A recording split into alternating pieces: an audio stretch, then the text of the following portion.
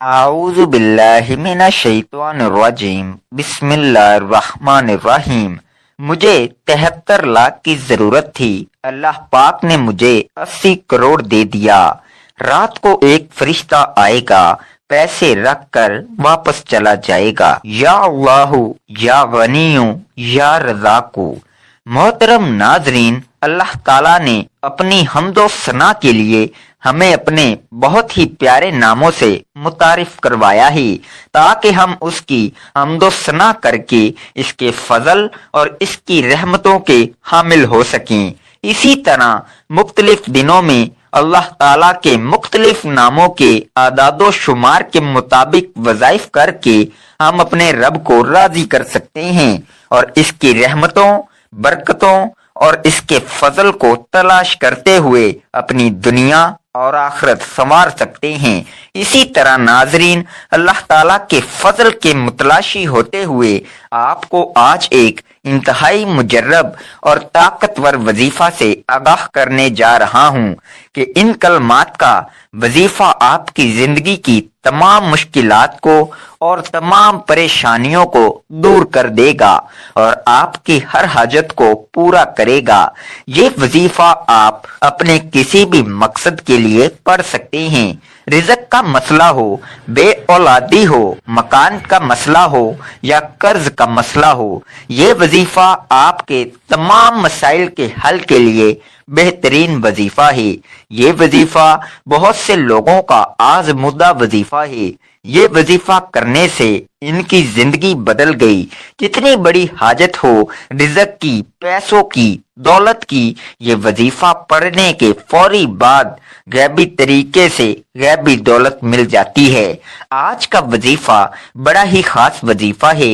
آج کا وظیفہ وہ خاص وظیفہ ہے، وہ مجرب وظیفہ ہے کہ اس کو پڑھنے والا بندہ ایک مرتبہ اللہ پاک کی ذات پر بھروسہ کرتے ہوئے پڑھ لے تو وہ بندہ، اس کی جیب، اس کا گھر، اس کی دکان، اس کی تجوری، چاروں طرف کوئی ایسی جگہ نہیں جو خالی ہو۔ اس کی جیب بھی بھری رہتی ہے، اس کی دکان بھی بھری رہتی ہے، اس کی الماری بھی بھر جاتی ہے۔ مکان کے مکان، گاڑیوں کی گاڑیاں لے لے کر تھک جاؤ گے، انشاءاللہ دولت ختم نہیں ہوگی۔ معجزاتی طور پر اگر چاہتے ہو کہ نصیب بدل جائے، قسمت بدل جائے، قسمت میں پیسہ آ جائے، پیسہ جو ہے وہ آپ کا عاشق ہو جائے، دولت آپ کی عاشق ہو جائے، تو میرے بھائیوں، میری بہنوں، یہ آسان سا وظیفہ اللہ پاک کے یہ نام کا بڑا ہی مجرب وظیفہ ہے۔ چلتے پھرتے پڑھ لینا۔ زندگی بھر اگر آپ کو پیسوں کی تنگی ہو تو پھر مجھے کہنا۔ کبھی بھی زندگی میں ایک دن کا یہ عمل ہے، کبھی بھی آپ چاہو کہ آپ پریشانی میں ہو، مالی مشکلات میں ہو، اسی وقت یہ وظیفہ پڑھ لینا۔ اپنی زندگی میں ایک مرتبہ یہ وظیفہ لازمی پڑھ لینا، فوری طور پر آپ کی مشکلات حل ہوں گی۔ بڑی سے بڑی مشکل قرض داروں نے جکڑ لیا ہو، قرض داروں نے پریشان کر لیا ہو، یہ وظیفہ پڑھ کے اللہ پاک سے دعا مانگ لینا۔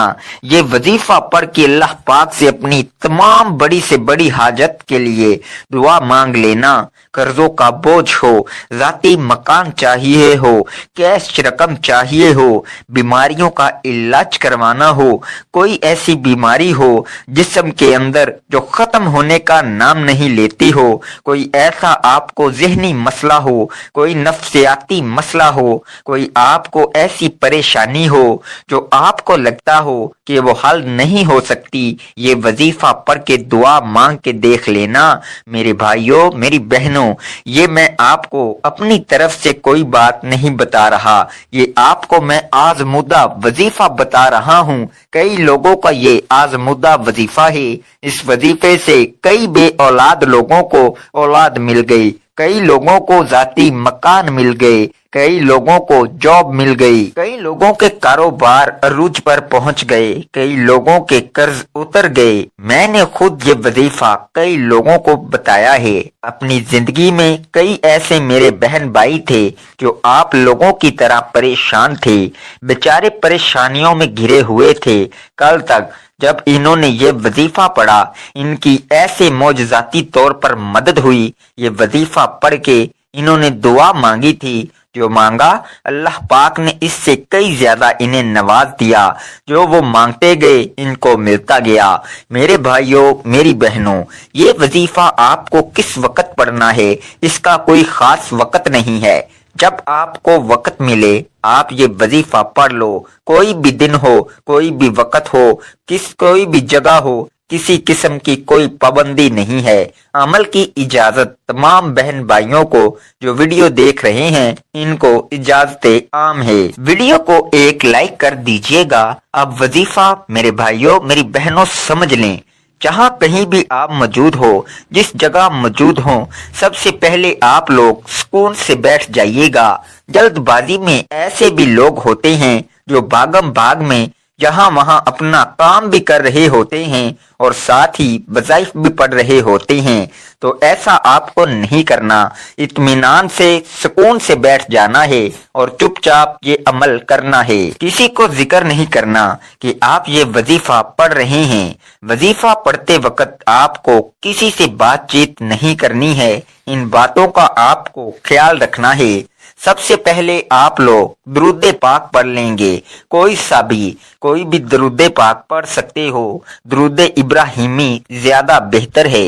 اس درود پاک کی بہت برکت اور فضیلت ہے۔ دعا کے شروع اور آخر میں درود پاک پڑھ لینے سے دعا جلدی قبول ہوتی ہے۔ ایک مرتبہ درود پاک پڑھ کر میرے ساتھ بھی ثواب دارین حاصل کریں۔ اللہم صلی علی محمد وعلی آل محمد کما صلیت علی ابراہیم وعلی آل ابراہیم انکا حمید مجید۔ اللہم بارک علی محمد وعلی آل محمد کما بارکت علی ابراہیم وعلی آل ابراہیم انکا حمید مجید۔ اس کے بعد فوراً سے آپ کو جو پہلا وظیفہ پڑھنا ہے، یہ 3 وظائف آپ کو ملا کر پڑھنے ہیں۔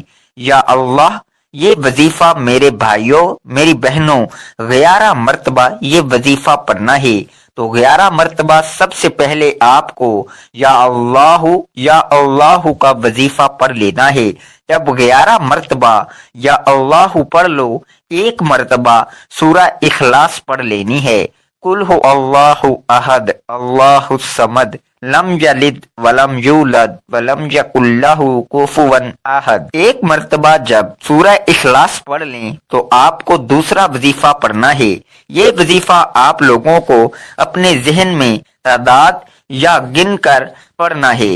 یا غنیوں یا غنیوں 9 مرتبہ آپ کو یہ وظیفہ پڑھنا ہے۔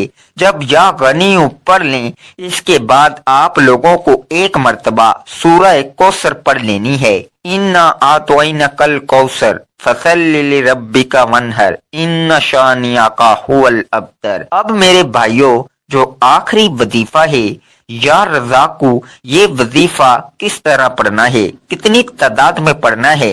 آخری جو وظیفہ ہے یا رزاقو، یہ بھی آپ لوگوں کو سیدھے ہاتھ کی انگلیوں پہ پڑھنا ہے۔ 12 مرتبہ جب یا رزاقو کو پڑھ لیں، بالکل آخر میں استغفر اللہ استغفر اللہ استغفر اللہ 7 مرتبہ استغفر اللہ پڑھ کے درود پاک جو شروع میں پڑھا تھا وہی درود پاک پڑھ لیجئے گا۔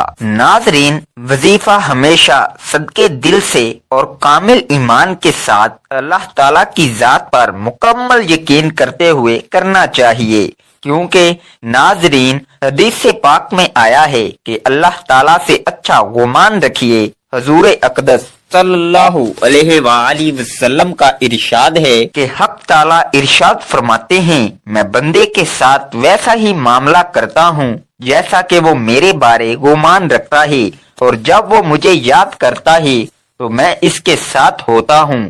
بس اگر وہ مجھے اپنے دل میں یاد کرتا ہے تو میں بھی اس کو اپنے دل میں یاد کرتا ہوں۔ اگر وہ میرا مجمع میں ذکر کرتا ہے تو میں بھی اس کا مجمع سے بہتر یعنی فرشتوں کے مجمع میں جو معصوم اور بے گناہ ہیں تذکرہ کرتا ہوں۔ اور اگر بندہ میری طرف ایک بالشت متوجہ ہوتا ہے تو میں ایک ہاتھ اس کی طرف متوجہ ہوتا ہوں۔